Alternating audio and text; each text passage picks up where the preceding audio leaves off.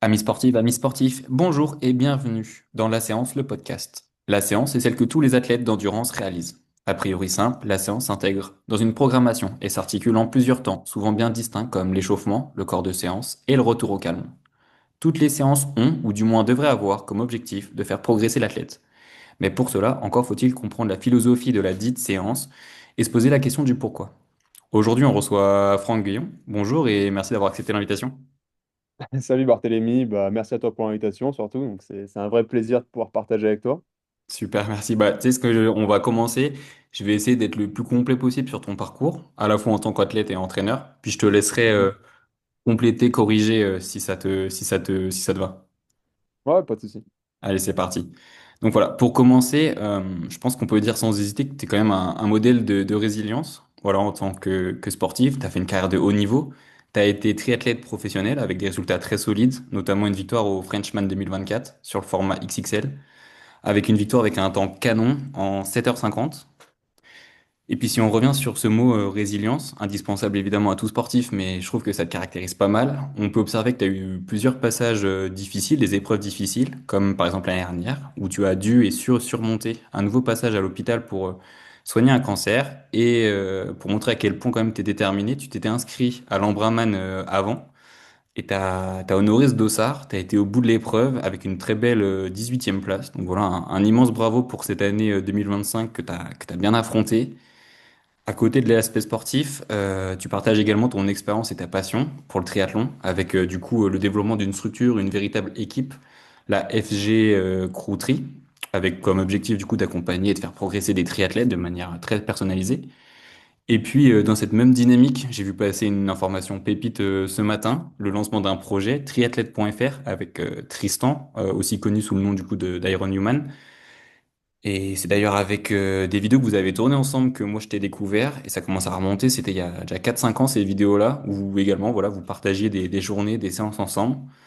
Donc super content de t'accueillir. Je sais pas si tu veux un peu plus du coup développer ces deux projets que tu mènes d'accompagnement en triathlon ou ta carrière sportive, mais voilà, c'est vraiment un immense plaisir de t'avoir dans le podcast. Bah écoute, ouais, c'est gentil, ça me touche énormément. Après, j'aime bien tempérer un petit peu sur le côté haut niveau. Je veux dire, j'ai fait des choses sympas en triathlon, j'ai fait ce que Mm. j'avais à faire. Maintenant, je reste conscient de mon petit niveau, du moins à mon échelle. Et voilà, en tout cas, moi, j'ai fait ce que j'avais à faire en tant qu'athlète. J'ai pris énormément de plaisir. Et c'est vrai qu'avec les événements de 2025, ça a un peu forcé les choses, on va dire, à mettre fin à cette carrière, entre guillemets, de sportif pro. Mais c'est sans aucun regret parce que finalement, ça a permis de faire une transition relativement rapide. Puis c'est vrai que ça se passe quand même plutôt bien. Donc voilà, ouais, aujourd'hui, je suis dans ma structure, enfin, je m'occupe de ma structure à plein temps. Voilà. Ouais, oui, puis tu prends finalement autant de plaisir avec tout ce que tu as appris dans ta carrière pro. Et puis du coup Ouais. maintenant, l'autre versant qui est, je pense, enfin, qui est tout aussi sympa, quoi. Ouais, ouais, complètement. Bah, tu vois, j'ai pu découvrir les mondiaux Ironman de l'autre côté de la barrière cette année. J'étais notamment sur place à Nice parce que en cumulé, Nice et Marbella, je crois que j'avais plus d'une dizaine d'athlètes de qualifiés. Et Hmm. ouais, franchement, rien que le départ à Nice, je faisais pas la course et pourtant j'avais les mêmes émotions que sur le départ. Donc finalement, je remercie un petit peu mes athlètes et qu'ils soient encore une fois qu'ils soient aux mondiaux ou que l'objectif soit juste d'être finisher. Euh, je pensais pas dire ça un jour, mais franchement, j'ai presque, enfin, non, j'ai autant d'émotions que si je faisais la course et que si je faisais une perf, quoi. Donc enfin, moi, j'adore ce côté-là, quoi. Ouais, enfin, je trouve que ça te caractérise pas mal parce que c'est vrai que, bon, déjà, le partage, ça se voit parce que du coup, t'as commencé sur des réseaux à montrer ce que tu faisais et tout il y a déjà un moment. Donc, t'avais déjà un peu cette appétence au partage. Et puis, bah, moi, je t'ai vu de loin, cette année à Embrun et c'est vrai que t'avais l'air, voilà, tout sourire, t'avais ta course, mais t'avais pas l'air d'être hyper stressé, quoi. Tu parlais aux gens, il y avait vraiment une sorte de, ouais, quand même sourire, en tout cas de ce qu'on voyait de toi. C'était quand même plutôt hyper sympathique de loin. Je me disais, bon, ça va, il a l'air vraiment sympa dans le partage. Donc, ouais, je trouve que ça te va bien, du coup, ce nouveau rôle et ça doit être assez enrichissant. Ouais, bah, ça me touche beaucoup ce que tu dis, parce qu'après, c'est vrai que bon, quand on dit partage, on pense beaucoup au réseau aujourd'hui. J'avoue que je suis pas celui qui publie le Mm. plus, voire même, loin de là. Par contre, moi, ouais, j'aime l'humain. J'aime beaucoup parler aux gens, j'aime échanger, donc c'est ouais, c'est un vrai plaisir. et qu'on me caractérise comme ça me touche particulièrement, hein. Ça me fait vraiment plaisir. Ouais, non, bah et puis c'est vraiment, c'est sincère, hein, parce que c'était, et puis ça se voyait que c'était toi aussi de la manière sincère, parce que je t'ai croisé sur la transition en Brahman, ce qui est terrible, c'est qu'on sort de l'eau, puis ça monte direct, il n'y a pas trop de Mm. transition pour se mettre dedans, et du coup, c'était déjà après une bonne section de montée dans un bon radar, et je t'encourage, tu me fais un petit merci comme ça, je me dis, bon, ça va, il est bien, il est parti pour une belle course, une belle Oui. journée. J'étais collé pourtant, je t'ai bien collé du départ, quoi. Ouais, bah ça pardonne pas ce départ, il est pas facile. Bah Du super. départ jusqu'à l'arrivée, j'avais rien dans le sac. Ouais, mais enfin, c'est quand même une belle journée. En plus, ouais, c'était une belle journée, il faisait chaud et tout. C'est une belle épreuve. Elle est super, c'est vraiment dur comme épreuve, hein. Franchement, gros respect Ouais, sur ouais, ouais. l'Andraman. Pour avoir bouclé j'ai fait que le tour vélo sec et j'ai posé le vélo. J'ai fait bon, là, les mecs qui partent sur un marathon qui est même pas plat. Je fais ouais, c'est inhumain ce truc. Ouais, c'est un bon chantier, ouais, c'est clair. Ouais, c'est un chantier, voilà. Et ben, pour compléter la présentation, est-ce que tu as un moment fort, un souvenir marquant, voilà, que tu aimerais nous partager pour qu'on ait une version de ta présentation la plus complète possible?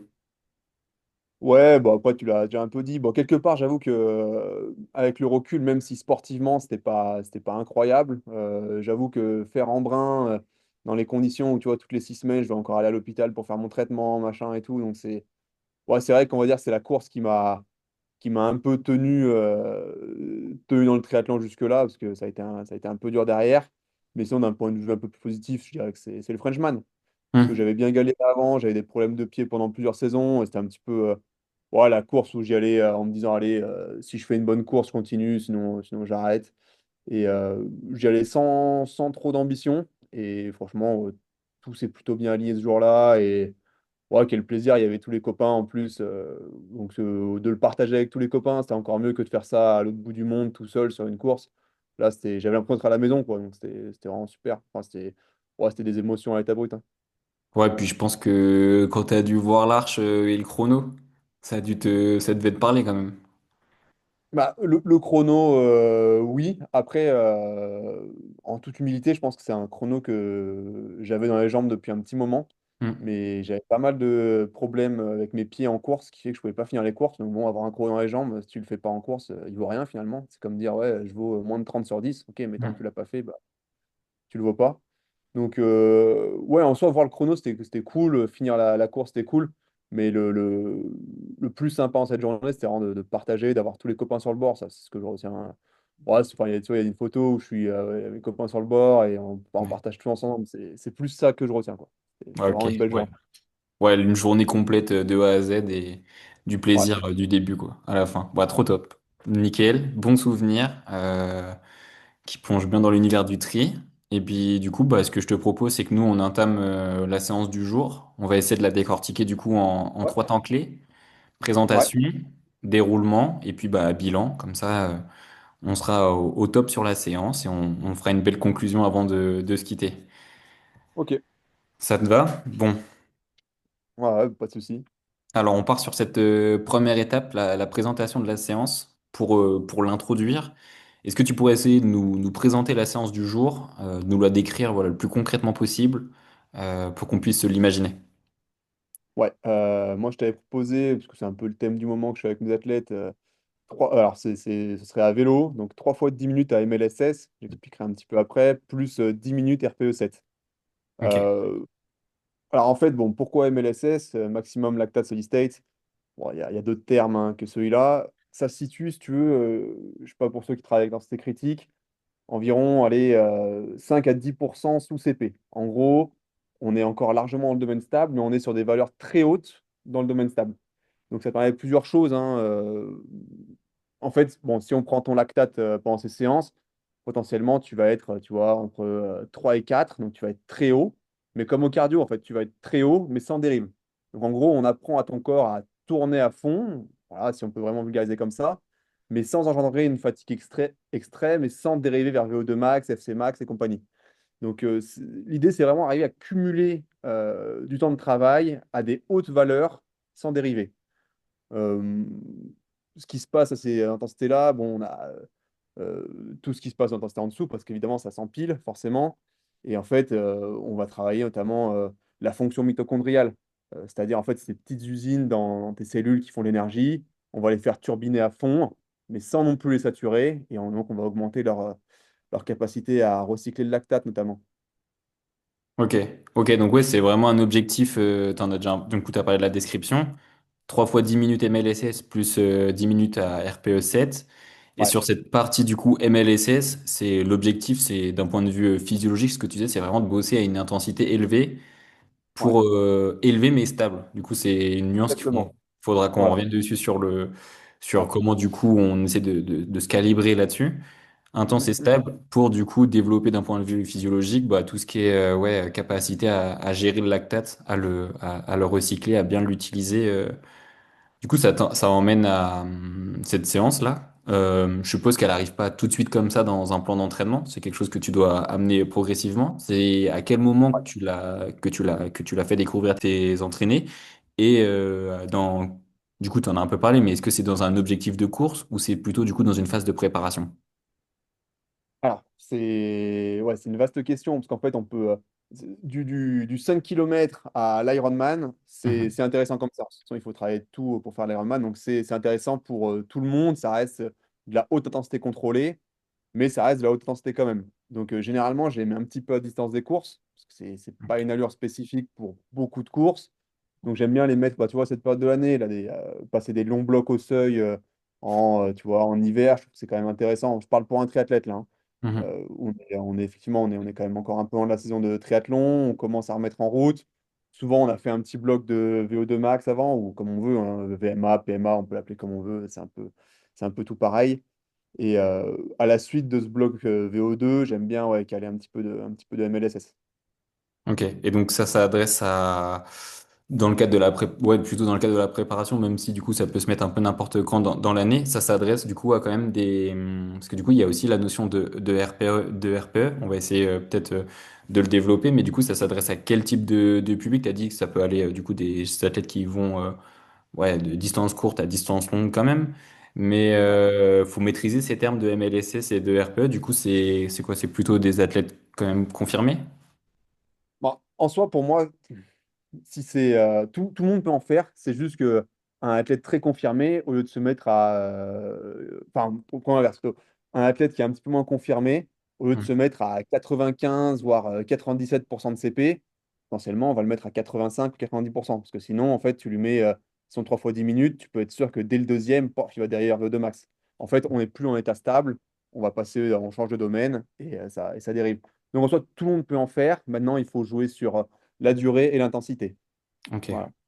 Donc on va essayer ouais, de le redéfinir, le MLSS. Comment du coup des personnes voilà, aimeraient réaliser cette séance? Le MLSS c'est du coup le RPE 7.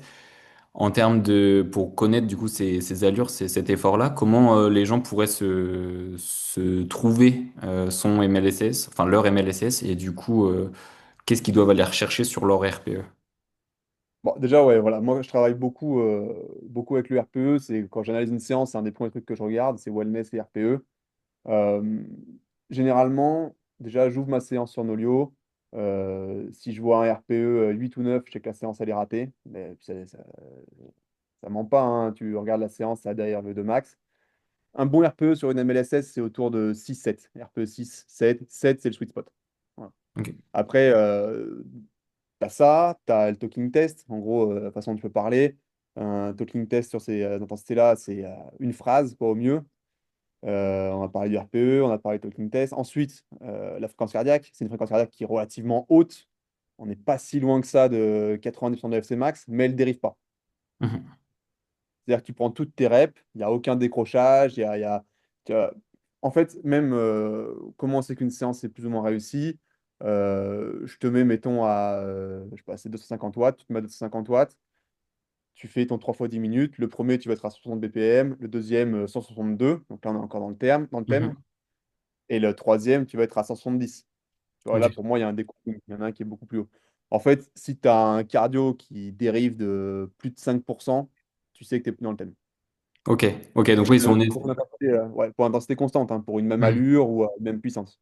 Ok, donc oui, si quelqu'un veut essayer de la mettre en place, cette séance de vélo, il part sur son 3 fois 10 minutes, et sur son 3 fois 10 minutes, il a du coup une puissance à respecter, ou du coup, s'il n'a pas forcément le capteur de puissance, on reviendra un peu sur l'organisation après, mais si, donc il a une sorte de puissance à respecter, ou une FC à peu près à respecter, l'idée c'est elle est haute, cette intensité à maintenir, donc il va être haut en FC, haut aussi en watts, mais par contre, il faut que ça reste stable de répétition en répétition, et c'est ça au cumul avec un RPE 7 qui permet de dire que la séance elle est validée, quoi. Ouais, complètement. Complètement, c'est ça. Ok, bon bah nickel. Et puis bah du coup oui, c'est ce que L'idée, tu dis. c'est de faire une séance intense, mais qu'elle soit contrôlée, c'est-à-dire qu'on la finit pas avec les mains sur les genoux allongés par terre. Ok. Et en termes de récupération, du coup, entre les 3 fois 10 minutes, il y a... Vu que c'est sur vélo, c'est du coup tu l'adaptes en fonction du terrain jusqu'à la prochaine bosse pour pouvoir refaire l'exercice. Bah, Ou ce qui peut être sympa après sur ce genre de séance, tu vois, là en plus en parlant, je réfléchis un petit peu en même temps, mais c'est de le faire dans un contexte assez spécifique aux courses que tu prépares. Par exemple, tu prépares en brun, ouais, les faire en boss, c'est bien. Maintenant, un gars qui a préparé le Frenchman, aller les faire soit sur home trainer l'hiver, soit sur une route toute plate, c'est hyper intéressant aussi. Parce que forcément, le terrain va quand même relativement conditionner un petit peu la puissance à laquelle tu vas rouler. En récup, il faut prendre des trucs assez larges, hein. Franchement, entre 3 et 5 minutes de récup, pas de problème, quoi. ok, Même ouais, si tu veux prendre plus, mais voilà, on n'est pas à la seconde près, quoi. ok, ouais, la récup finalement c'est pas le truc le plus strict possible. Ce qui peut être strict du coup par contre c'est les intensités où là comme tu disais ça va être haut. Du coup on Mm. flirte avec une frontière où si on passe un tout petit peu plus de watts ça peut tout de suite faire partir dériver Ouais. le cardio, du coup les lactates aussi et du coup le RPE. Donc là on foire la séance quoi. Exactement. Ouais, on est vraiment. En fait, encore une fois, si on prend intensité critique, c'est vraiment la frontière entre le domaine stable et instable. Donc, nous, on se met juste en dessous pour être sûr qu'avec les durées d'effort, parce qu'on a quand même cumulé quasiment 40 minutes à cette intensité-là, et qu'on sait qu'avec la fatigue en cumulant de l'effort, bah forcément, tes seuils diminuent un petit peu. Tu vois, t'as ton CP qui est là, tu vas te mettre à MLSS ici. Avec le temps, en fait, on va venir flirter avec CP. Donc, si tu te mets un petit peu au-dessus, parce que la première te paraît facile, bon, il y a de grandes chances que sur la quatrième, tu sois complètement hors thème, quoi. Ok, donc Après, ça passe, hein, ça passe toujours, il n'y a pas de débat là-dessus. Mais que tu sois un petit peu au-dessus ou pile sur la séance, tu auras quasiment les mêmes adaptations, voire les mêmes, pour une fatigue qui va être beaucoup moindre, quoi. ouais, parce que du coup, c'est ce que j'allais redire. Du coup, bah là, on a un peu débordé sur un peu l'organisation et enfin, et on commence un peu la logistique. Cette séance, du coup, qui peut avoir un peu lieu n'importe quand dans l'année, mais dans un cycle plutôt de développement des seuils. À quel moment tu la places dans ta semaine? C'est quand même une séance qui a l'air quand même finalement un peu taxante. C'est pas la plus Ouais. taxante sûrement de la semaine, mais elle est quand même assez exigeante, surtout si justement on flirte avec cette frontière-là. Du coup, à quel moment elle se place dans la semaine? Et comment ça s'aménage un peu dans une sorte de bloc qu'on pourrait voir à la semaine, ouais. Ouais, moi, ce que j'aime bien généralement, c'est la placer en semaine. C'est-à-dire, tu vois, ça va te faire. Alors, c'est sûr, ça fait un peu long sur le home trainer en soir, mais ça va te faire vite, ouais, pas loin de 2 heures de séance quand même, avec l'échauffement, la récup. Et l'organisation de la semaine, en gros, pour un triathlète, quand il fait ces blocs-là, généralement, pas pour tout le monde, mais généralement, j'en mets une à pied et une à vélo. Mais je les espace un petit peu. Et Mhm. par contre, généralement, quand tu l'as fait à vélo, le lendemain, tu as une Z2 à pied. Ok. Une vraie Z2, quoi, un truc un peu actif. Voilà, c'est comme Ouais. ça que j'organise, et inversement avec la course à pied. Et du coup, avant la séance un peu plus zen, et après la séance, enfin après du coup après ce petit bloc, tu repars direct sur un travail assez intense aussi ou il y a de Ouais, l'assimilation il y a 7 jours dans la semaine. Et déjà, si tu Mhm. fais un MLSS et une Z2, ça te prend déjà 4 jours. Donc après, il te Ouais. reste 3 jours relativement souples si tu veux caler une sortie longue ou quelque chose comme ça, quoi. Ok, cool. Ça marche. Bah, c'est parfait. Là, tu parlais du coup d'une séance sur Home Trainer qui pourrait typiquement durer 2 heures. Est-ce que tu pourrais nous redécouper du coup la description voilà, des 2 heures de séance que tu pourrais proposer sur Home Trainer avec du coup ce corps de séance-là que tu nous proposes aujourd'hui? Ouais, tu veux que je te fasse tout bloc Ouais, par bloc ouais, c'est pour ça. l'échauffement? Bon, Ouais, tu ça serait vois, pas mal. ouais, tic, tic, tic, tic, que je te reprenne un. Bon, les échauffements, moi, généralement, c'est assez simple, hein, tu vois. On va faire entre 20 et 30 minutes, à aller à 70% de CP, pas beaucoup plus. Derrière, j'aime bien caler un petit peu de tempo, tu vois, pas. pas si loin du premier seuil, voire un petit progressif. Tu vois, tu mets, allez, on a dit 20-30 minutes d'échauffement. Derrière, tu te mets un bon 10 minutes où tu montes progressivement vers 80-85% de CP, de puissance critique, ou de FTP, hein, peu importe. On n'est pas exactement sur la même chose, mais on tombe pas loin. Derrière, à nouveau, un petit 2 minutes tranquille. On peut se faire un petit 4 fois une ACP pour le coup, à puissance critique, histoire de bien lancer le moteur. Re 5 minutes tranquille, et on est parti pour le 4 fois 10 minutes. Ok. Avec une récup qui varie si on l'a fait sur Voilà, un entraîneur entre 3 et 5 minutes, et puis si on l'a fait sur le terrain, du coup, on l'adapte à l'environnement qu'on a à disposition et à la course à laquelle on veut le faire. ouais. En soi, voilà, je veux dire, ça sert à rien de prendre des récup trop longs non plus, parce que c'est une intensité qu'on peut tenir assez longtemps. Mais ouais, jusqu'à 5 minutes de récup, y a pas de mal, hein, on continue à bien travailler. Ok, bon, nickel. Bah, ça nous donne une bonne idée de ce à quoi elle ressemble. Sachant que là, tu l'as dit, du coup, cette séance-là, tu pouvais la conseiller aussi bien sur home trainer si on était, du coup, sur une période plutôt hivernale. Et Ouais. autrement, ça se réalise sur route sans problème. Ah oui, oui, complètement, bah, bien sûr. Des gars qui préparent Aix ou Embrun, ou même des courses plates, hein, peu importe. Ça se fait très bien dans une bosse sur route, hein, aucun problème avec ça. Ouais. Et du coup, niveau matériel, pour faire en sorte que cette séance, elle se déroule bien, dans l'idéal, qu'est-ce qu'il faudrait avoir comme matériel? Et si on n'a pas, enfin, du coup, je te repose ta question, si on n'a pas tout le matos qui serait idéal pour, du coup, bien calibrer la séance, quelles sont les astuces qu'on pourrait se mettre de côté, quoi? Ouais, bah, en matériel, c'est assez simple, hein. Il te faut un home trainer et un vélo, ou une bosse et un vélo. Déjà, ça, c'est la Mhm. base. Euh, Moi, j'aime bien avoir au moins un capteur de puissance quand même. Mhm. Ça permet de faire un petit peu l'effort et de voir qu'il n'y a pas de découpling pour l'intensité qui est constante. Le cardio. Pour moi, si t'as pas de cardio là-dessus, enfin, je vois pas trop l'intérêt. Enfin, ça va être très compliqué, quoi. Mais il faut au minimum un cardio. Bon, maintenant, je pense que tout le monde en a un, au moins ne serait-ce que le cardio au poignet, même si je suis pas très fan. Et voilà, on est pas mal. Après, ouais, forcément, ça s'appelle maximum lactate steady state. Donc, c'était un lecteur de lactate pour vérifier qu'il y a pas de dérive, histoire de faire une petite prise après le deuxième ou le troisième. On est bien, mais là, c'est du détail, quoi. Ok. Ouais, donc il y a un peu plusieurs niveaux de contrôle. Et ouais, comme ce que tu disais, bah, du coup, tu as le capteur de puissance. Si tu connais ta puissance critique, et peut-être je te reposerai une question sur la puissance critique du coup, mais si tu connais ta puissance critique et que du coup tu te mets à la valeur de MLSS, du coup la valeur de puissance que tu dois respecter, bon bah Mm. tu sais sur quoi tu pars. Et du coup, ce qui est pas mal, c'est que pendant l'intervalle, tu check ta FC, ce qui te Ouais. permet de la reproduire. Et puis bah du coup oui en effet comme tu dis vu que c'est normalement le MLSS du coup c'est ton niveau de lactate max que tu peux tenir de manière stable. Bah ouais à l'occasion une petite prise de lactate au troisième rep c'est vrai que ça peut permettre de vérifier que tu es quand même bien dans la zone et que finalement t'as pas décollé quoi. Après, bon, faire les prises de lactate, c'est bien. Maintenant, enfin, il y a tellement de paramètres qui entrent en jeu. La nutrition que tu vas Mhm. prendre pendant la séance, si tu as bien mangé avant, pas mangé. En fait, le lactate, faut faire très attention à ça parce que c'est influençable par énormément de facteurs dont des fois on n'a même pas idée. Euh, donc, ça, je dis oui si c'est maîtrisé, mais sinon, déjà, RPE, cardio, puissance, tu croises ces trois données, normalement, tu n'es pas loin de la vérité, hein. Ouais, oui, oui. Je pense que c'est pas plus mal aussi. C'est peut-être plus simple sur le terrain, plus adapté à tout le monde.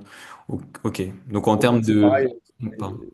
Généralement, je mets une plage de puissance à respecter, mais je mets jamais le watt près. Je vais jamais mettre, tiens, tu fais 10 minutes à 253 watts. Tu vois, pour moi, ça n'a aucun sens parce que ta forme du jour varie, hein. On peut te faire des tests en laboratoire. On va te dire, OK, ton second seuil, il est à 304 watts. Mais en fait, dans la réalité de terrain, bah, il suffit que la veille, tu t'es entraîné, que tu aies mal dormi, que tu aies fait une grosse journée au boulot, ce que tu veux. Bah, en fait, ton second seuil sera plus celui-là du tout, quoi. Donc, avoir une plage d'au moins 20 watts, tu vois, par exemple, si on te dit bah, entre 230 et 250, c'est très bien aussi. Après, tu corrèles avec cardio, RPE, mais on reviendra après sur le RPE, justement, pourquoi la Oui. dernière RPE, RPE. Oui, bah oui, c'est vrai que dans l'exécution, parce que là on est dans la description, mais c'est vrai que dans le déroulement, on reviendra sur chacune des étapes et peut-être que ça nous permettra de bien comprendre c'est quoi ton RPE7, qu'est-ce que tu attends derrière quand tu donnes cette consigne-là pour le quatrième. Et donc, du coup, ça sera parfait. Bon, bah, nickel. Donc, ça, c'était une séance que tu disais vélo, mais tu as également dit que du coup, cette séance-là, tu peux la mettre en version course à pied, quoi. Ouais, complètement. Ouais, ouais, ouais, bien sûr, oui. On peut très bien la faire en course à pied sur un format, j'en sais rien, par exemple, 2 fois 3 km. Tu vois. Alors après, Mhm. ouais, sur un format 2 fois 3 km, ça marche très bien. Bon, je pars en kilomètres parce que moi, j'aime bien bosser en kilomètres à pied personnellement, hein. Mais ouais, tu peux aussi très bien de faire 2 fois 10 minutes à cette intensité-là, pardon. Il y a aucun problème. Ok. Ok, ok, ouais, bah c'est oui, parce que du coup, ça va faire à peu près les mêmes effets d'un point de vue physiologique, et juste du coup, tu baisses un peu le temps d'effort, parce que du coup, en course à pied, c'est peut-être un peu plus taxant de faire 40 minutes de bloc à une intensité élevée. Ouais, ça se fait, hein, 40 minutes de bloc, moi, ça me choque pas sur une sortie à Mhm. pied, hein. Maintenant, souvent à pied, ouais, ça reste un peu plus complexe à placer. Effectivement, je diminue le temps de soutien total, mais Mhm. faut quand même que la rep soit longue, quoi. Ouais. Si tu fais 3 fois 3 minutes, ça n'a aucun intérêt, quoi. Mhm. Si tu fais 3 minutes, autant te mettre à CP, voire juste au-dessus de CP. Mais pour que le travail à cet instant-là soit vraiment intéressant, il faut quand même cumuler ouais, un bon 20-30 minutes cumulées à cet effort-là, quoi. Ok. Ouais, bah hyper intéressant. Bah d'ailleurs, justement, là, tu me tends la perche parce qu'après, on fera un peu le résumé de cette présentation de séance. Mais du coup, le CP, est-ce que tu pourrais nous le redéfinir et du coup donner une idée de à peu près à quoi ça peut ressembler, bah, du coup, pour un athlète comme toi, par exemple, qu'est-ce que ça donne? Et donc, du coup, que tout le monde puisse comprendre un peu la référence un peu du point de départ de cette séance pour calculer ensuite les intensités. Ouais, alors CP, ni plus ni moins qu'une limite mathématique, on va dire, en gros, qui prend ton PPR, c'est à son profil de puissance record. Après, tu coches ce que tu veux, hein. Moi, je sais que généralement, je prends 5 et 20 minutes. Maintenant, je sais que dans le vélo, la mode, c'est plus sur 3, 7, 12, tu vois. Et de là, en gros, mathématiquement, on en sort ce qu'on appelle l'intensité critique. Pas forcément rentrer trop dans les détails, mais du coup, de façon mathématique, on calcule en gros ta limite entre ton domaine élevé et ton domaine sévère. Voilà. C'est en gros, voilà, c'est ce qui va. CP, c'est la valeur qui fait le tampon, enfin la limite entre le domaine élevé et le domaine sévère. Et du coup, c'est En, un en fait, truc. ouais, dis-moi. C'est un truc qu'on pourrait tenir quoi, du coup, genre à peu près une heure, l'intensité critique? Ou... Ouais, théoriquement, oui. Maintenant, dans Ouais. les faits, déjà, tu le tiens 45 minutes, c'est bien. Ok. Ouais, donc oui, ça peut être intéressant de se dire, il existe plusieurs façons de le calculer, mais du coup, c'est des records des records d'intensité sur Ouais. différents chronos. On détermine Si une valeur. pour te calculer CP, même si théoriquement on retombe plus ou moins sur la même chose, si je te prends ton record 1 heure et ton record 30 minutes, tu n'auras pas le Mhm. même CP que si je te prends ton record 3 minutes et 7 minutes. Ouais. Alors ça va pas se jouer à grand-chose non plus, mais voilà, ça dépend aussi. C'est pour ça qu'on fait pas tout à fait les mêmes tests suivant le sport, suivant l'entraîneur aussi, et suivant un petit peu la méthodologie d'entraîneur ou sa vision. On fait pas tout à fait les mêmes tests, mais voilà. Ok. Ouais, donc c'est une sorte de repère quand même qu'on se fixe. Et à partir de ça, du coup, on détermine à peu près le MLSS. Et du coup, ça nous permet de partir sur les répétitions, quoi. Si tu veux, bon, pourquoi je bosse avec CP? Parce que déjà, il y a plusieurs points d'ancrage. Si Mhm. tu pars juste avec VMA ou PMA ou FTP, en fait, tu n'as qu'un point d'ancrage. Donc, tu n'as pas forcément une vision très globale de l'athlète. Moi, si je vais faire CP5, CP20, déjà, tu vois un petit peu sur quel type d'effort. On sait que théoriquement, le ratio parfait, c'est plus ou moins 0,9. Bon, bah, en fait, tu peux voir un petit peu ce qui lui manque, ce qu'il y aurait à travailler. Tu as une vision beaucoup plus globale en fait avec CP. Pour moi, en tout cas, il y en a qui travaillent différemment et c'est très bien comme ça. Tu as une vision un peu plus globale avec CP qu'avec juste VMA ou PMA, quoi. Ok. Maintenant, ça marche bien. On a entraîné des très grands champions avec PMA et VMA et il n'y a pas de débat là-dessus, quoi. Oui, non, bah, de toute façon, c'est une façon de construire bah, de façon des références pour l'entraînement et ensuite on applique ce en quoi on croit et puis du coup on avance avec des Ouais. repères et là ça c'est un repère bah, comme un autre, comme tu dis, oui, il en existe d'autres et là en tout cas lui c'est lui que tu utilises du coup pour bah, t'entraîner toi et du coup tes athlètes du coup intéressant pour ce partage. Moi je vais me Après, lancer. c'est Oui. c'est pareil, hein, j'utilise ça aujourd'hui parce que pour moi, aujourd'hui, dans ma méthodologie, c'est ce qu'il y a de mieux. Tu vois, j'ai vu plusieurs entraîneurs, je travaille de plusieurs façons, et c'est vrai que celle-là, elle me plaît bien. Maintenant, s'il faut, on refait un podcast dans un an et j'utilise autre chose, quoi. Donc, Hmm. je suis pas fixé à une méthodologie ou fixé à. Voilà, pour moi, il faut regarder ce qui se fait et puis changer de méthode, c'est très bien aussi. Donc, je suis loin de dire que c'est la meilleure façon de faire, quoi.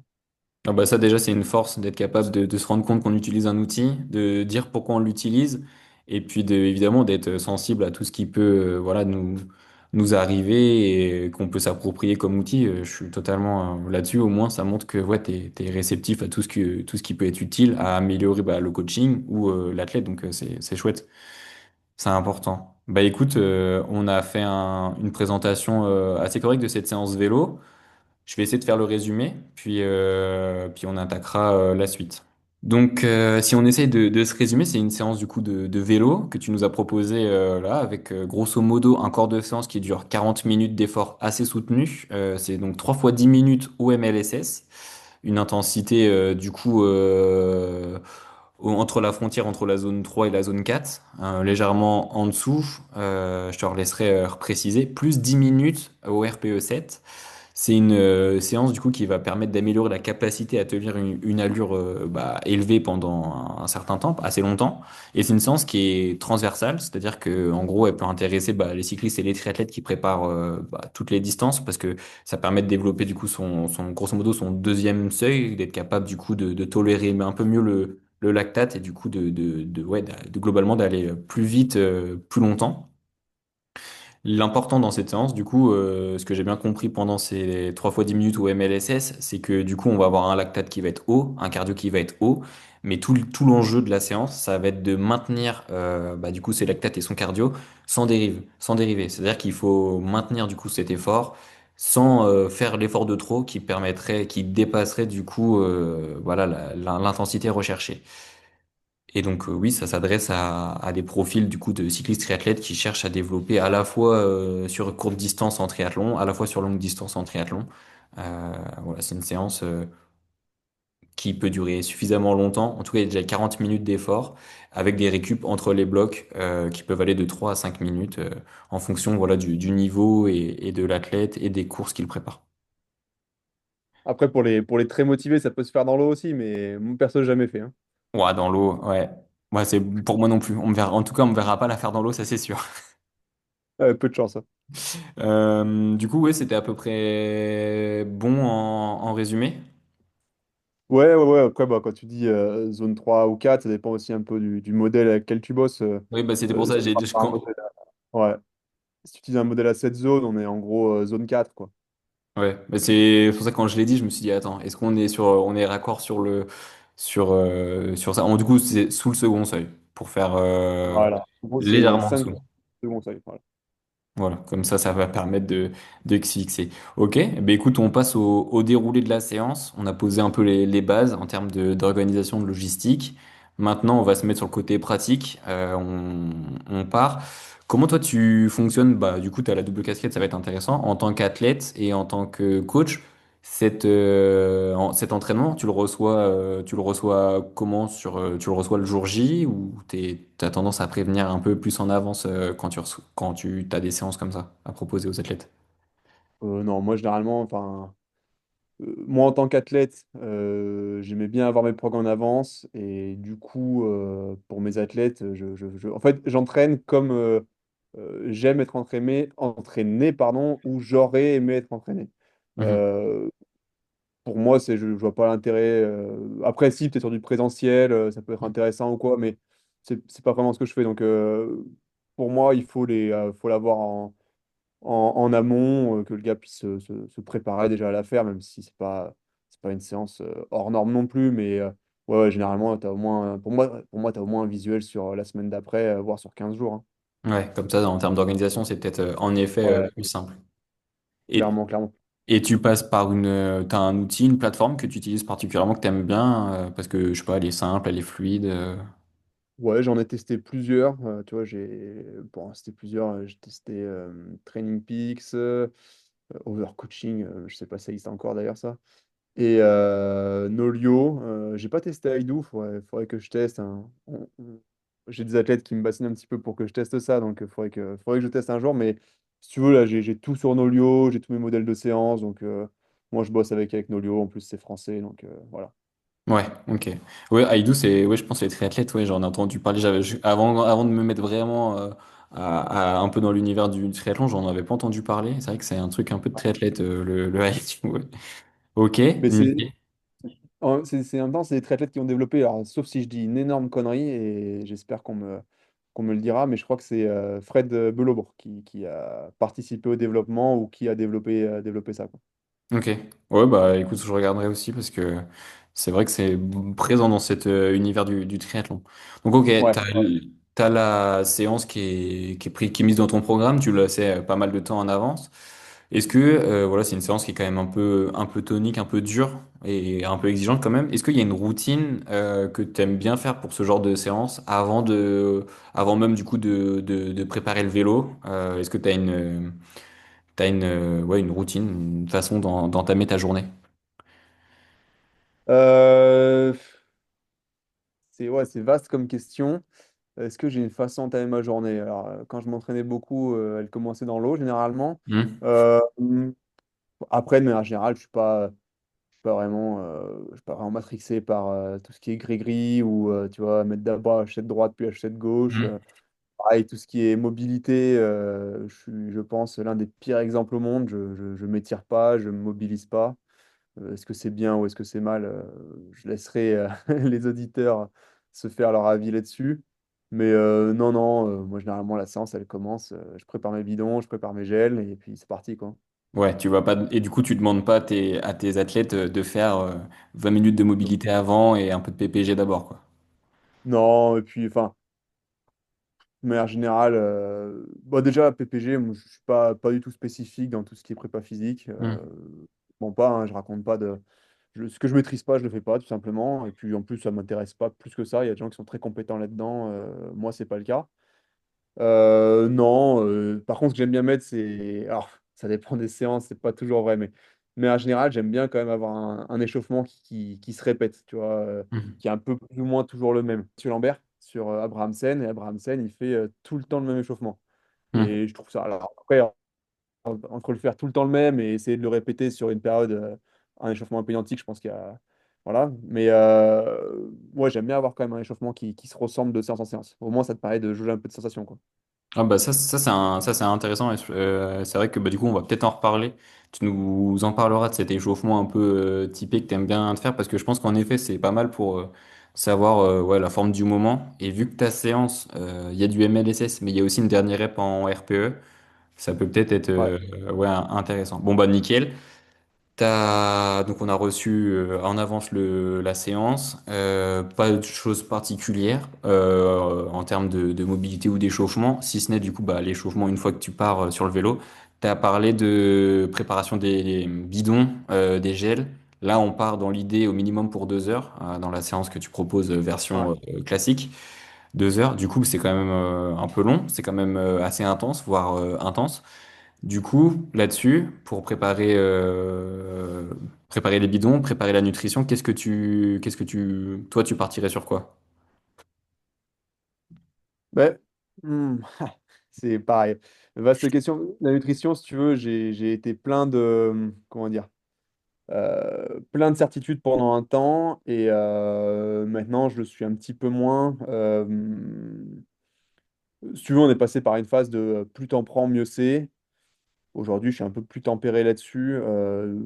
Pour moi, si tu veux, dans mon esprit, maintenant, c'est pareil, hein, je suis complètement ouvert au débat. Hmm. Il y a un minimum, notamment sur ce genre de séance, c'est autour de 60 grammes par heure. Voilà. Après, tu prennes 90, 100, 120, c'est très personnel. Faut pas se forcer à prendre 120 si ça passe pas, quoi. Je pense que ton corps, c'est quand même une machine qui est assez bien faite. Et à partir du moment où tu n'y vas pas à jeun et sans carbe, si tu prends le minimum syndical, normalement, ça le fait, quoi. Ok, ouais, je pense que, enfin, ce que tu as dit, je trouve que c'est plutôt cohérent et assez, ouais, bah, mesuré justement, comme tu le dis, enfin, 60 grammes, ça a l'air d'être à peu près une sorte de base un peu sécure pour du coup Ouais. arriver au bout de ce genre de séance qui est quand même assez compliqué et puis qui permet du coup surtout d'enchaîner les séances semaine en semaine. Après, ouais, voilà. Il y a ce que dit la science, que disent les d'autres athlètes qui sont à fond en termes de glucides ou tout. Donc il y a peut-être un juste milieu. Et oui, c'est pas. Après, dans le à fond en termes de glucides, maintenant, je ne crache pas dans la soupe non plus, hein, tu vois. Quand je gagne le Frenchman, sur le vélo, je prends quasiment 150 grammes par heure. Mhm. Maintenant, est-ce que c'est parce que j'ai pris ça qu'il faut que je prenne à chaque fois ça? Et parce que moi j'ai pris ça, il faut que tout le monde prenne ça? Mhm. Non, je pense pas. Encore une fois, ça dépend. Tu vois, bah, pareil, il y avait un podcast, alors je me souviens plus du podcast, où Kylian Jornet expliquait justement que lui, il partait. Là, je dis des grosses conneries parce que je me souviens en gros de son idée, mais j'ai plus les mesures exactes. Mais il disait par exemple, sur UTMB, je pars pour 80 grammes par heure, mais ça ne veut pas dire que je prends 80 grammes de façon lissée. Mhm. C'est-à-dire que en fait, peut-être pendant 45 minutes, je vais rien manger et en 45 minutes, je vais me prendre 80 ou 100 grammes, tu vois. Et en fait, lisser sur la course, ça va faire 80 grammes par heure. Mais à aucun moment, en fait, il prend 40 grammes toutes les 30 minutes. Et Mhm. en tout cas, moi, ça, c'est une vision que je trouve assez intéressante, en tout cas. Ouais, donc ça a l'air d'être quand même très personnel, très adapté à l'effort et surtout, je pense, avec beaucoup de travail personnel enfin personnel et du coup avec des gens compétents pour savoir quoi faire au mieux dans la nutrition. Mais là, en l'occurrence, pour une séance, voilà, un peu de 2 heures, il y aurait une sorte de petite base, de petits conseils pour que ça se passe bien. Aux alentours des 60 grammes, ça semble pas hyper déconnant. Voilà, exactement. Après, tu vois, c'est des grammages où tu n'es même pas forcément obligé de prendre maltofructose en gel, hein. Tu peux acheter des gros seaux de malto et prendre que de la malto. Ça fonctionne très bien aussi. Donc, tu restes dans ces grammages-là, quoi. Moi, je vois l'idée. Bah, nickel, on part du coup, donc la nutrition est prête. Sur le vélo, toi, du coup, t'es plutôt, du coup, tourné triathlète. On Ouais. part sur l'échauffement, donc on sort, du coup, si on a la chance d'en avoir un, potentiellement un CLM. Et on, on part sur l'échauffement. Tu disais, t'as un échauffement un peu en tête. Ouais. Ça ressemblerait à quoi, du coup, si on essayait de le détailler? Je te dis, généralement, je me fais 20-30 minutes où je roule vraiment tranquille. Derrière, j'aime bien me faire un petit 10 minutes progressif, au moins jusqu'au premier seuil, voire un tout petit peu au-dessus, tant qu'à faire. Si j'arrive à monter, tu vois, peut-être la dernière minute, pas très loin de mon intensité course, enfin, de mon intensité course, de mon intensité de cible sur la séance. Tu vois, si par exemple, si ta cible sur la séance, c'est 300 watts, mettons, bah, tu peux partir tu vois, sur 10 minutes, tu pars de 200 watts et tu montes progressivement jusqu'à 300. Voilà. Mhm. Et si tu pars à la dernière minute, entre 280 et 300. Ok.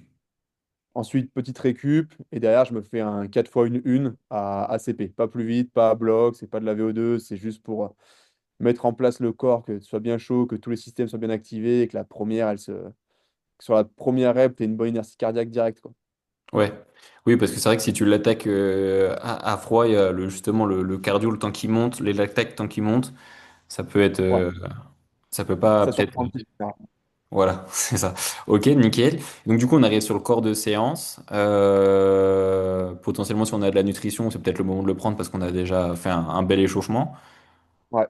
On attaque du coup le premier des 3 fois 10 minutes. En tant que triathlète, du coup, toi, tu conseilles vraiment par contre de respecter la position qu'on essaye de tenir le jour de la course?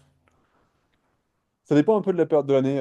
Moi, je sais que l'hiver, surtout là où j'habite, hein, j'habite à Rouen, je roule beaucoup sur le vélo de route. Donc, la position, non, pas forcément. Juste, j'essaie de tenir l'intensité. Après, si tu veux, on a un peu toute l'année pour travailler la position. Maintenant, si les gens veulent absolument la tenir, oui, c'est toujours un plus, mais ouais, nerveusement, c'est fatigant quand même. Non, franchement, juste naturel. Encore plus, tu le fais en boss. Pas besoin de se mettre dans les barres, quoi. Ok, ouais, nickel. Et je me demande, parce que du coup, moi, j'ai pas trop eu l'expérience. Ça demande un certain temps quand même de vraiment s'entraîner sur la position aéro, sur, bah, du coup, comme tu dis, les barres là. Faut vraiment quand même y consacrer une bonne période où finalement, si on roule quand même de manière assez régulière tout au long de l'année, quand on fait la transition sur vraiment le vélo de contre la montre avec vraiment la position, entre guillemets, agressive qu'on aimerait tenir, ça demande vachement de temps. Ah, c'est pareil. Vaste question.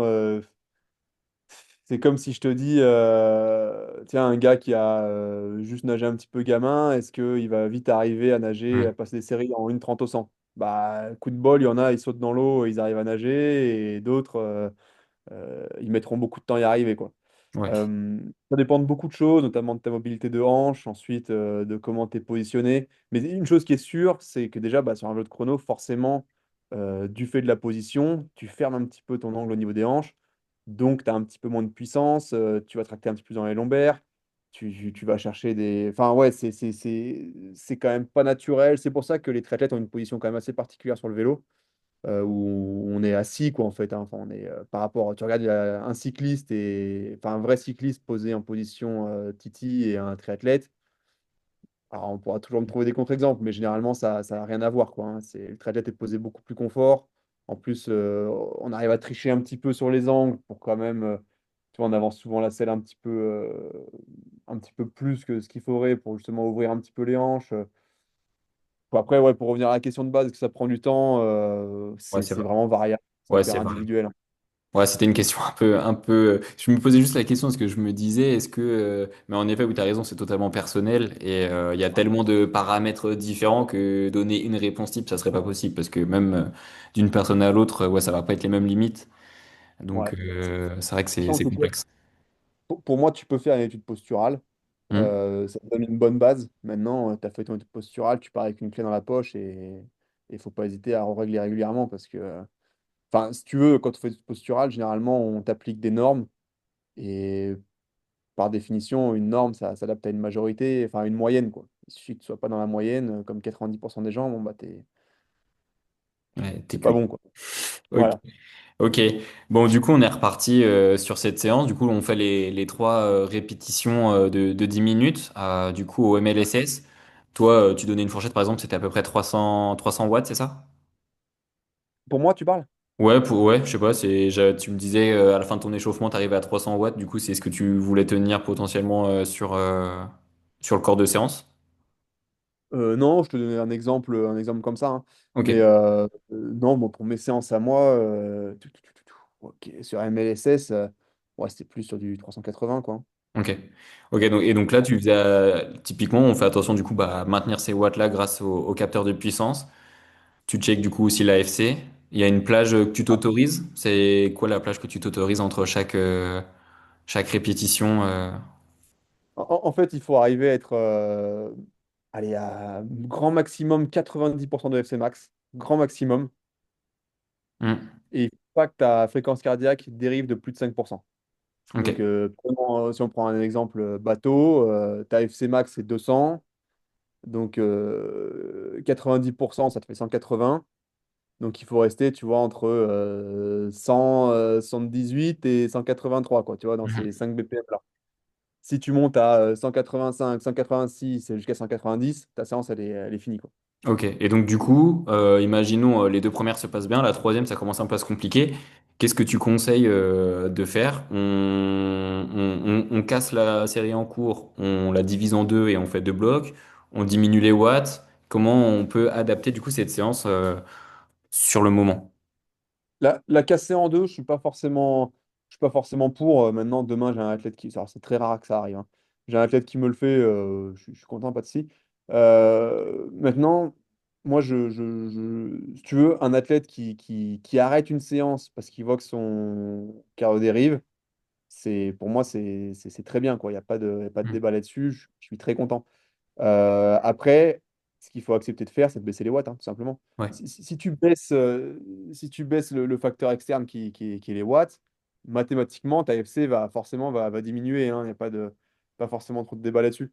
Donc, il faut accepter de baisser les watts. Voilà, tu visais 300 watts, et bah, tu baisses jusqu'à arriver à 180.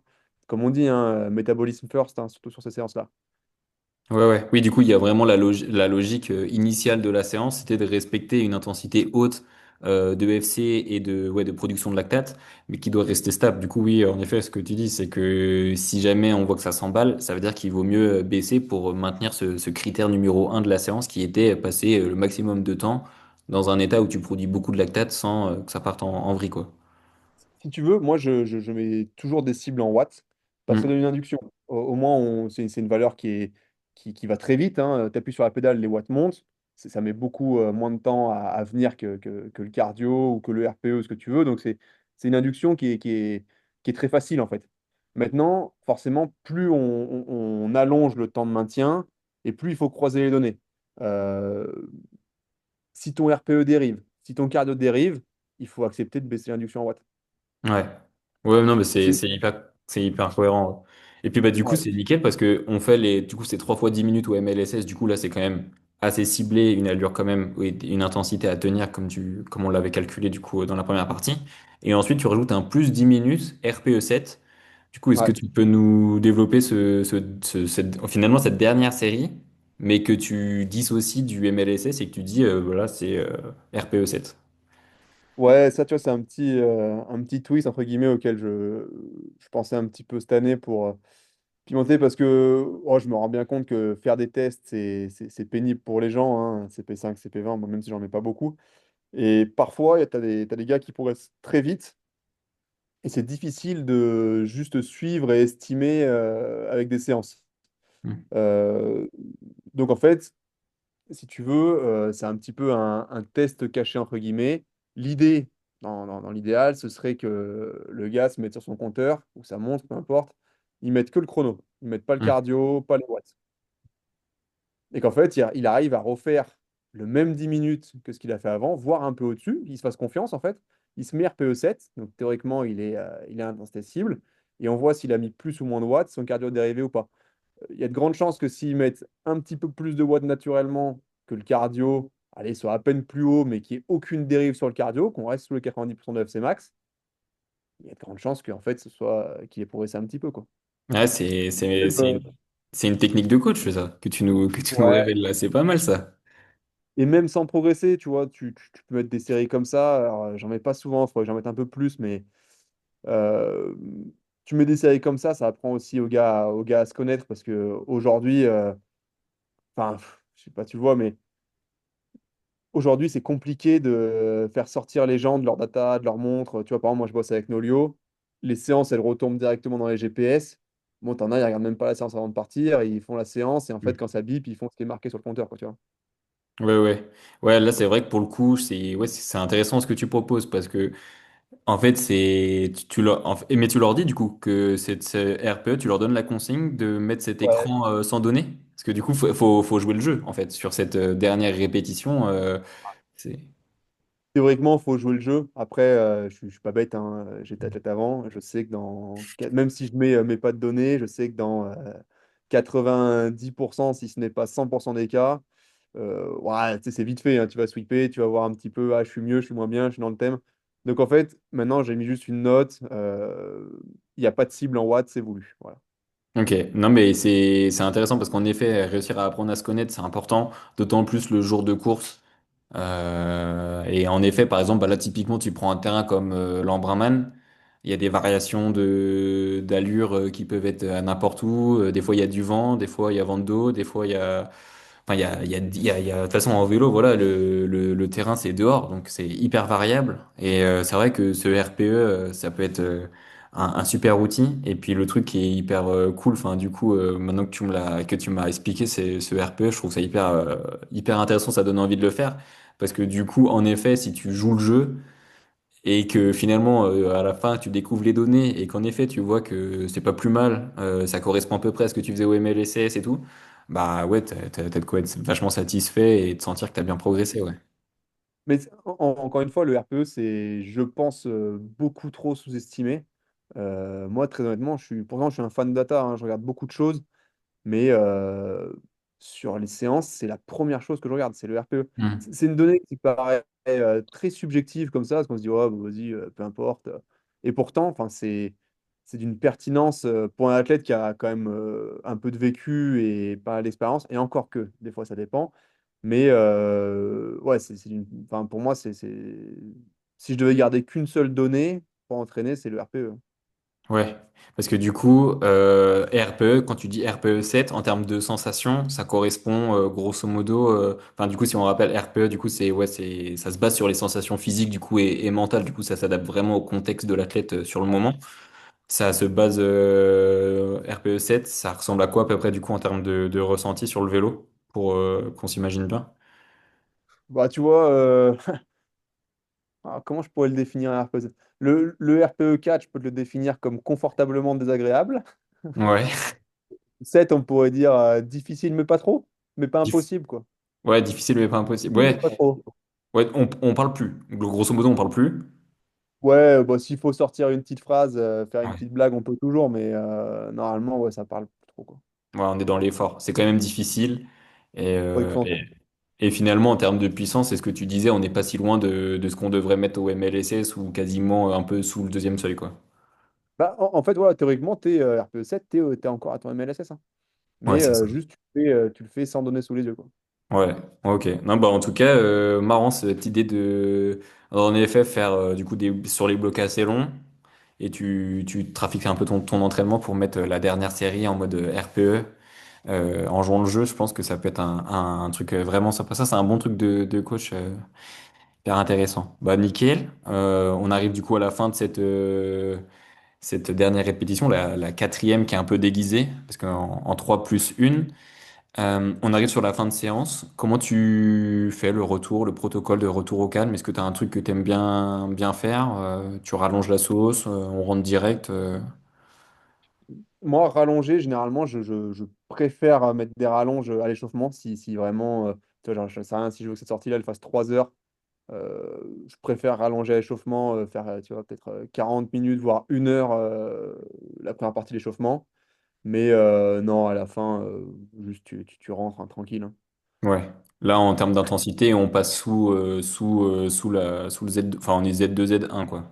Sans prise de tête. Ouais, ouais, ouais. Même Z1, franchement, ouais, non, non, là, il n'y a pas Le besoin d'en travail, faire plus. le travail a Ouais, été après, fait.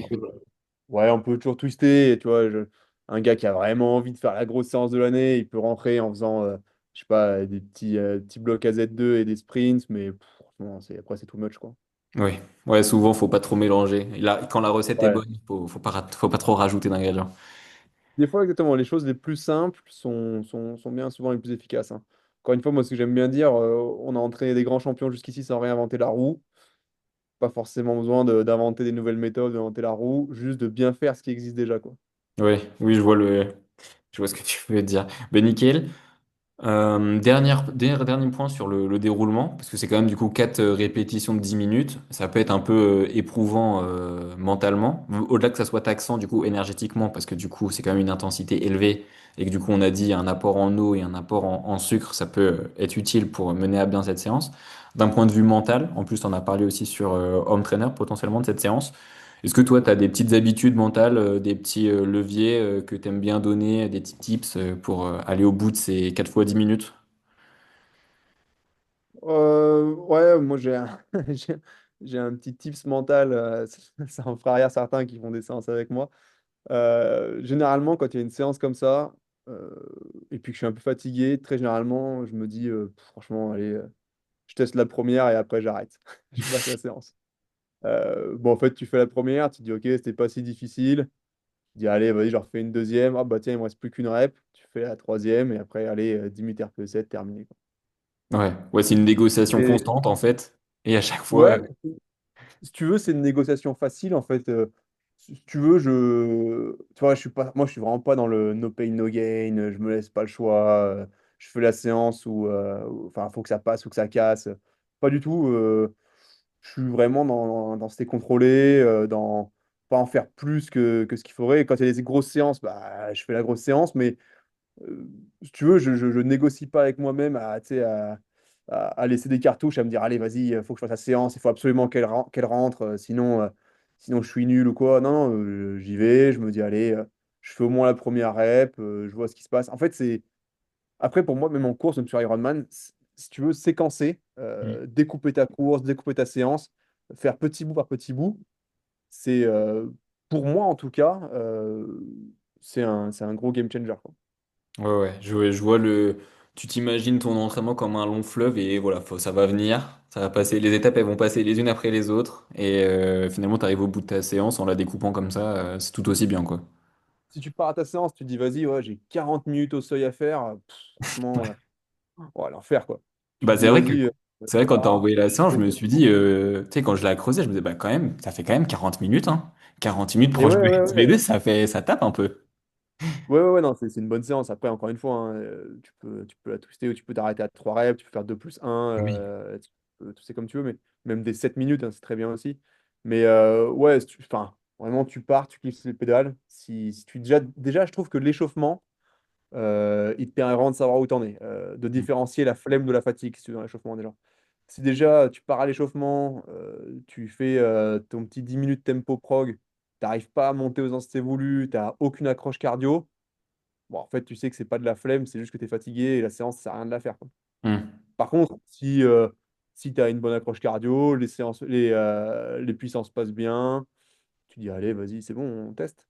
Ouais, non, mais c'est une bonne façon de concevoir, je pense, la séance et même l'entraînement de manière globale, parce que bah en plus, bah, toi, tu as un passé de triathlète professionnel, mais même pour les gens qui sont juste triathlètes ou cyclistes et qui ont déjà du coup un volume d'entraînement plus la charge professionnelle, plus la charge familiale et tout, c'est peut-être pas plus mal de voir les séances comme ça, parce que ça permet du coup de pas se mettre trop de pression au début et finalement d'être satisfait, parce que en effet, une fois que tu as lancé, que tu as fait la première, bah, tu te dis pourquoi pas la 2, pourquoi pas la 3, etc. Et puis bah, Encore une fois, ça passe quoi. enfin, pour moi, il n'y a pas de pression à avoir à l'entraînement. Bah, tu vois, je regardais une vidéo sur Gressier l'autre jour. Je prends plein d'exemples. Gressier, il explique, il dit, ouais, bah, là, depuis cette année ou l'année dernière, je passe des moins grosses séances qu'il y a 5 ou 6 ans, et pourtant, je vais plus vite. Hmm. Donc, en fait, si tu veux, l'entraînement, te mettre à bloc tout le temps en entraînement, il y a pas d'intérêt. Celui qui est le plus fort à la fin de l'année, c'est celui qui déjà nerveusement est le plus frais et a réussi à passer le plus de qualité. Le problème, c'est que si tu les fais tout à bloc, tes qualités, il y a de grandes chances qu'au bout d'un moment, ça explose, quoi. Ouais, oui, Donc, donc celui qui est toujours peut-être allé, tu vois, 4-5% en dessous, bon, bah, il va pouvoir en empiler un peu plus. Alors, c'est sûr que la séance en soi, elle sera peut-être moins efficace, mais s'il en fait 2 fois plus, à la fin de l'année, il aura fait plus de qualité que toi, quoi. hmm. Non, non, mais c'est une façon de voir la chose et je pense que ça peut aider plus de gens à mettre moins de pression sur chaque séance. Cette vision-là, c'est peut-être pas plus mal. Mais on est pas mal parce que du coup, là, on a bien décrit la séance au cours du coup du moment où on a clipsé les pédales et qu'on est parti sur la route. Ce que je te propose du coup, bah, c'est qu'on passe au bilan et aux apprentissages de cette séance dans du coup la troisième partie de l'épisode. Ok, donc bah parfait. Avant qu'on rentre sur l'analyse et où est-ce qu'on peut en tirer de cette séance, juste imaginons du coup on prend ton cas. Quand tu termines ce genre de séance qui est quand même exigeante, c'est quoi ton ressenti global? Voilà, c'est satisfait, c'est comment tu te sens après une séance comme ça? Ouais, enfin, si on pas des grands mots, je le vois sur moi et je le vois aussi quand je le mets à des athlètes. Le mot qui rentre, enfin, le commentaire qui revient souvent, c'est un peu le sentiment du travail accompli, quoi. En fait, Hmm. tu as vraiment le sentiment d'avoir bossé parce que les puissances, ou si tu fais à pied, les allures étaient assez élevées quand même. Et tu as vu que tu avais réussi à accumuler quand même pas mal de temps. Donc, ouais, tu as un côté assez gratifiant quand même après des séances comme ça. Ouais, c'est une séance qui peut quand même donner confiance et qui rassure sur la forme, quoi. Ah ouais, clairement, ouais, clairement, ouais, bien sûr. Ok, bon, on en reparlera sur est-ce qu'on peut la qualifier de séance clé ou de séance test dans l'interprétation. Mais du coup, voilà, en termes d'analyse, bah, typiquement, toi ou tes athlètes, ouais, du coup, tu arrives à la maison, premier truc que tu fais, c'est tu synchronises ou on chill un peu quand même. Mais déjà, le premier truc que je fais moi en rentrant, et je me bats avec ça aussi avec mes athlètes, c'est je mets wellness RPE. Déjà, Mm. c'est le premier truc à faire parce que forcément, tu ne le mets pas en rentrant. Tu rentres de la séance, tu l'as fini, tu dis, ouais, franchement, ouais, elle était RPE 7, j'étais bien. Mais je peux t'assurer que 3 heures après, tu vas commencer à te dire, ouah, franchement, c'était pas si dur. Ouais, allez, on va mettre RPE 5, 6. Tu Mm. vois, et donc déjà, c'est biaisé. Bon, maintenant, je connais, j'ai l'habitude, mais ouais, ça, c'est le premier truc que je fais en rentrant. Puis après, ouais, je vais manger, tout simplement. Ouais, du coup, tu connais les petits filous, tu connais tes athlètes qui mettent pas directement. Du coup, tu te dis, eux, ils sous-estiment. Et puis, ouais, tu essaies de leur rappeler qu'il faut bien le mettre direct. Tu m'as le RPE et le truc juste avant, c'est quoi? Le wellness, en gros, c'est un grand mot pour dire le petit smiley. En gros, c'est comment tu te Ouais. sens. Tu te sens bien, mal. Voilà, c'est un petit smiley. C'est Ouais, c'est en gros ça. le double indicateur, quoi. Comment tu t'es senti sur la Exactement. séance et Voilà. ce que tu as perçu en termes de fatigue sur la séance, quoi. Ok. Exactement. Ok, ok. Ouais, bah nickel. Et ça, du coup, c'est directement sur la plateforme Nolio que tu fais ça avec tes athlètes. Ouais, bah soit tu le fais directement sur Nolio, soit tu peux le faire directement sur ton Garmin. Ouais, c'est quand même Mhm. assez facile à faire maintenant. On va dire que c'est assez démocratisé quand même. Ok, nickel.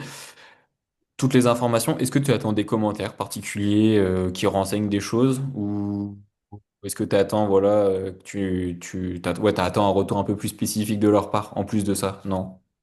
Bah, alors, pareil, ce que j'aime bien dire aux gars, c'est Nolio, à la fois, c'est une plateforme, c'est un calendrier partagé entre vous et moi, mais c'est aussi un journal d'entraînement. C'est-à-dire que plus tu notes sur Nolio, je sais pas, par exemple, tu peux faire un truc tout bête, je l'ai fait dans tel boss, j'ai pris 80 grammes par heure, par exemple, tu vois, tac. Mhm.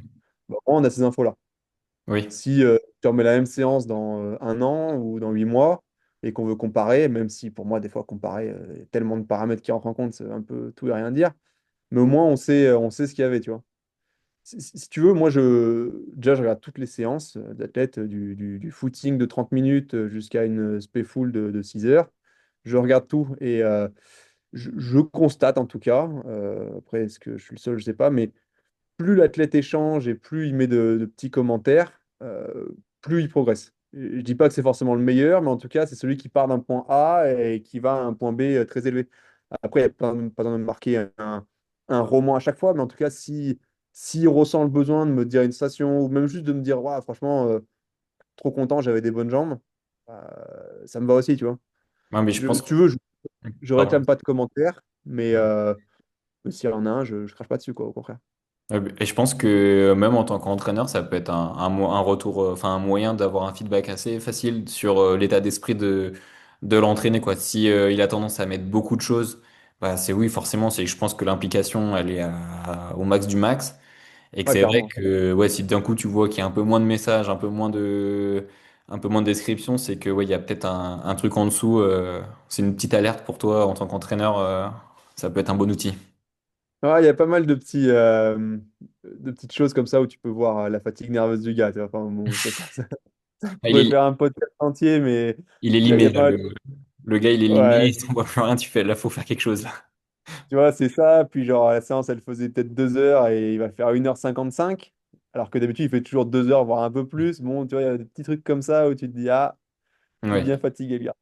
Ouais, donc comme quoi, ça demande quand même d'être vigilant en tant que ouais, comme entraîneur.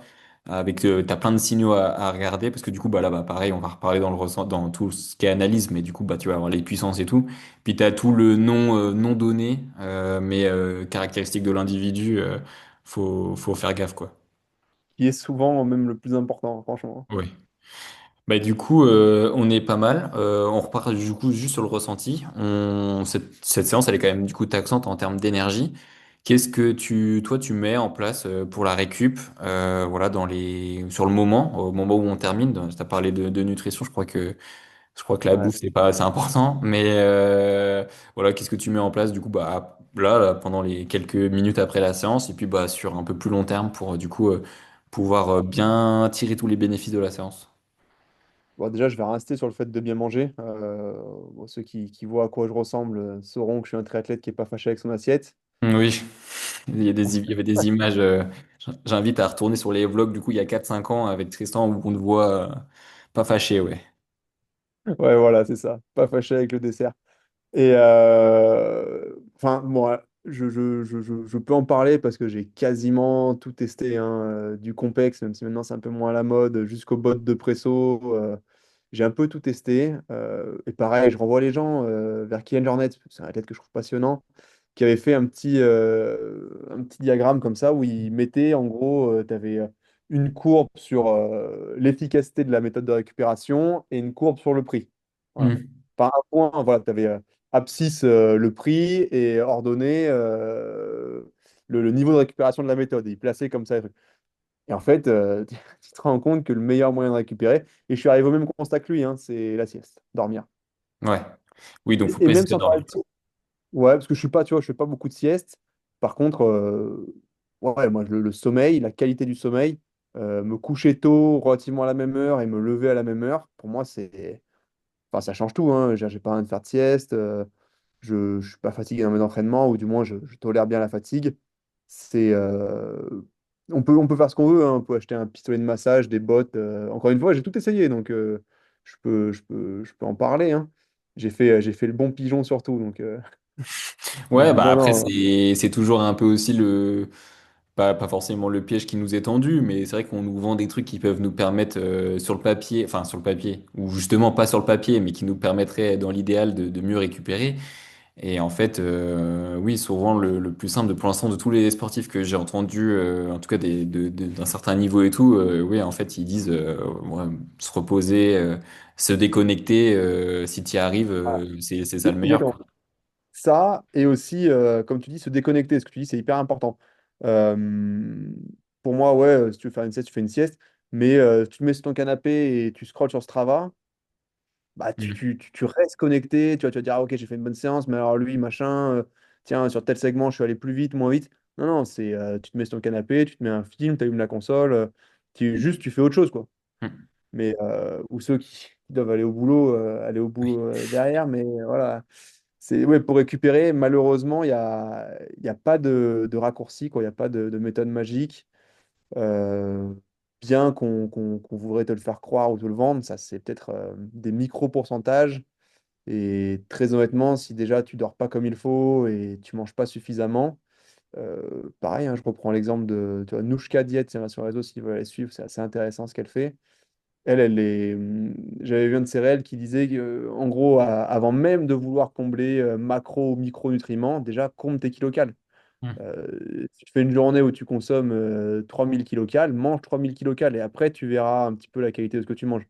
Mais la priorité, c'est voilà, c'est combler tes apports énergétiques et dormir. Et couper un peu du sport aussi. Voilà. Pour moi, c'est les trois piliers de la récupération. Ouais, je pense que c'est très bien résumé. On va rester là-dessus et simple, efficace. Donc nickel. Donc belle séance à haute intensité, enfin une intensité élevée, on va dire. On met les outils simples en place après la séance. Et du coup, si on revient sur la plateforme un peu Nolo, l'interprétation, tout ce qui est progression, c'est quand même une séance voilà qu'on peut dire test de forme, une séance un peu clé dans une prépa générale pour améliorer du coup le second seuil. T'avais dit qu'il n'y a pas trop de temporalité en termes de où la placer dans la saison. Ça peut être relativement, enfin c'est pas en début de bloc tu fais pas ta coupure et tu reprends pas par Non, ça. Voilà, de toute façon tu tiendras pas. Au pire, tu peux toujours non, il y essayer, a peu de mais chance. ça Ça va. va forcément mal finir à un moment, quoi. Ouais, ça va. Mais non, ouais, voilà, moi je dis, j'aime bien souvent reprendre par un bon bloc de VO2 et derrière on part sur ce genre de bloc-là, ouais. Mais par contre, Ouais, quand tu fais un bloc, ça va te durer peut-être un mois, voire plus. T'en as quasiment toutes les semaines, hein. ouais, de ça, de ce travail-là Ouais, au seuil ouais, 2, important. Ok. ouais.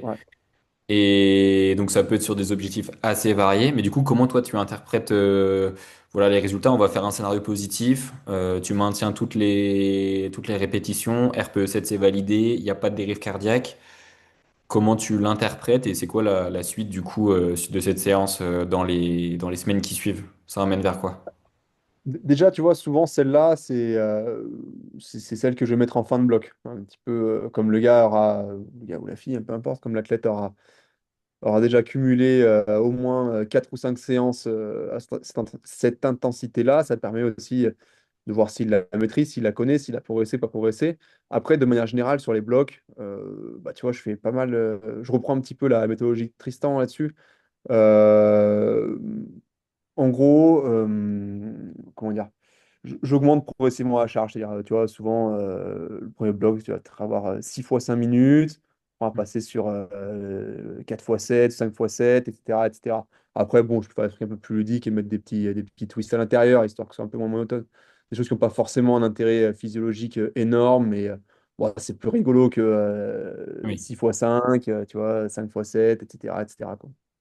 Ouais, donc là c'est un peu ce que tu nous as présenté, c'est la variante fin de bloc Ouais, d'entraînement du exactement. second seuil, et ensuite on enchaîne sur bah, une prépa spécifique d'une course, autre chose, un autre bloc, mais l'idée c'est que là du coup ça t'a permis de booster tes capacités à maintenir une vitesse élevée, et du coup ça c'est réexploitable un peu dans toutes les disciplines du triathlon, que ça va du S Exactement. au XXL, donc c'est nickel. Et scénario du coup un peu négatif, qu'est-ce qu'on en retient?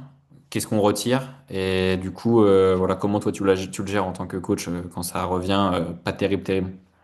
Bon, déjà, généralement, ce genre de séance, quand elle passe pas,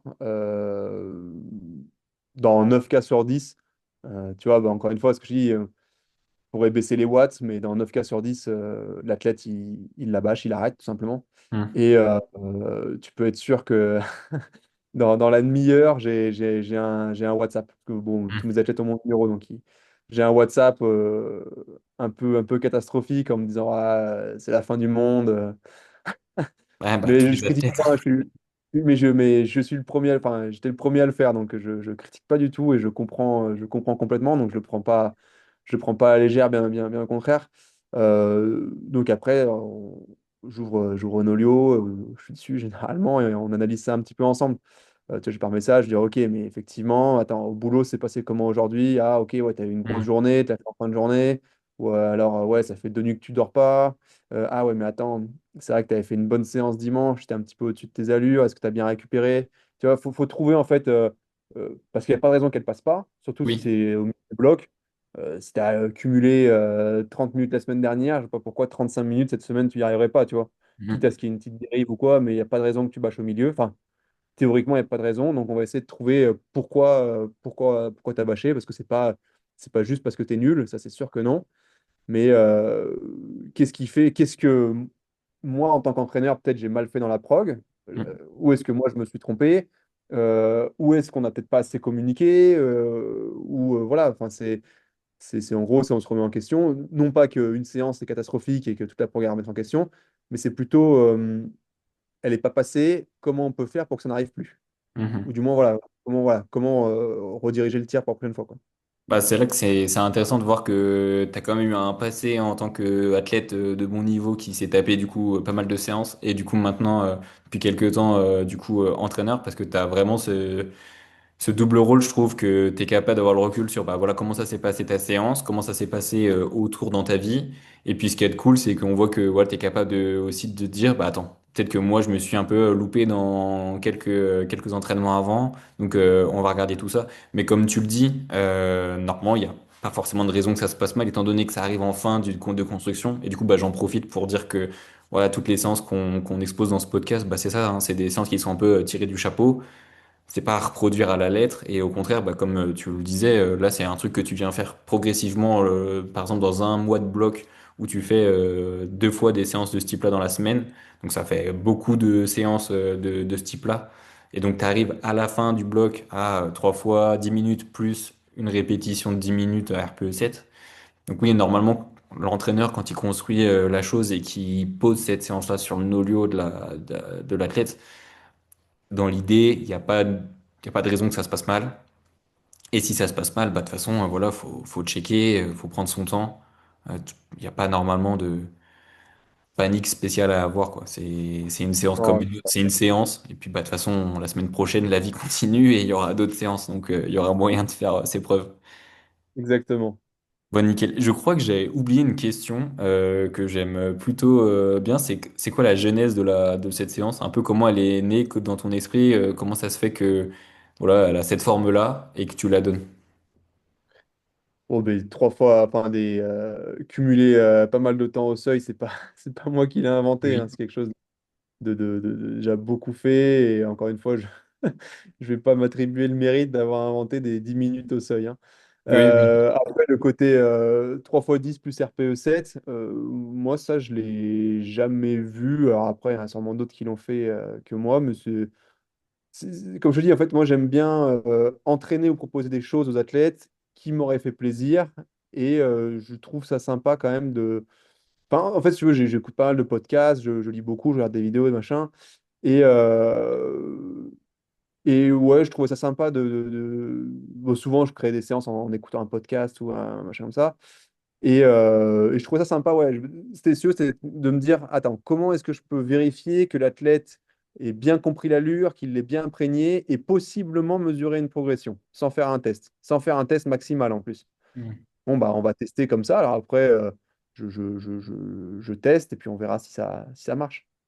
Ah non, bah c'est une bonne logique de construction. En tout cas, je pense qu'en effet, mise comme ça sur le papier et réalisée, en effet, elle t'apporte un peu bah, tout ce que tu disais là de repères, mesurer une progression, passer du temps au seuil, améliorer des capacités du coup physiologiques. Donc, ok, merci pour cette. En effet, c'est pas une découverte en soi, mais de la façon dont tu le construis, ça t'apporte des choses, donc c'est l'essentiel quoi. C'est exactement, voilà. Encore une fois, même si j'aime bien de temps en temps avoir des séances un petit peu ludiques, comme je les appelle, même si tous mes athlètes sont pas d'accord sur le terme ludique. Euh, et encore que. Mais bon, des fois, ouais, des séances comme ça où faut pas chercher à réinventer la roue. Ouais, je pense que, puis oui, je pense que la remettre plusieurs fois ou dans un cycle, de toute façon, le sentiment d'accomplissement des athlètes et du coup de l'entraîneur, il doit valider ça. Je pense que c'est assez visible, quoi. L'athlète, il comprend ce qu'il fait et il voit où ça va, quoi. Donc c'est assez clair Clairement. comme principe. Ok, nickel. Est-ce que tu vois des choses à ajouter sur ce bilan de séance? Non, comme ça, non. Après, on a vraiment vulgarisé ou dégrossi les choses sans rentrer forcément dans tous les détails physiologiques, mais je pense que c'est intéressant et relativement accessible au plus grand nombre, et c'est ce qui est, je pense, le plus intéressant sous format podcast, en tout cas. Ok, bon En bah. tout cas, moi, c'est aussi ce que j'aime écouter, tu vois. Ouais, bah, en tout cas, moi, c'était vraiment une interrogation que j'avais sur bah, des séances bien précises, mais pour développer plein de choses autour de la séance. Voilà, c'est ce qu'on a un peu fait. Il y a toute une philosophie de l'entraînement finalement qu'on développe, donc ça va être pas mal. Je vais essayer de faire la conclusion, d'expliquer la séance, et du coup, faudra pas que tu hésites à me corriger après, parce que finalement, même si c'est que 4 fois 10 minutes, vulgairement, ce que tu as dit, c'était assez précis et pointilleux, donc je vais essayer de faire ça. Carré. Pas de souci. Ok, donc si on essaye de faire le résumé de cette séance, du coup c'était une séance en vélo, un 3 fois 10 minutes au MLSS avec 10 minutes en plus au RPE7. Au total, du coup, on a un corps de séance qui couvre 40 minutes d'effort assez soutenu, avec l'objectif est d'améliorer la capacité à tenir une allure élevée longtemps. Et donc pour ça, il faut faire attention à respecter à respecter ses watts, maintenir une FC et un ressenti stable tout du long des différentes répétitions. Ce qui va nous permettre du coup bah, voilà, de gagner en efficacité et de maintenir un effort élevé sur de longues durées. Est-ce que tu vois d'autres choses à ajouter?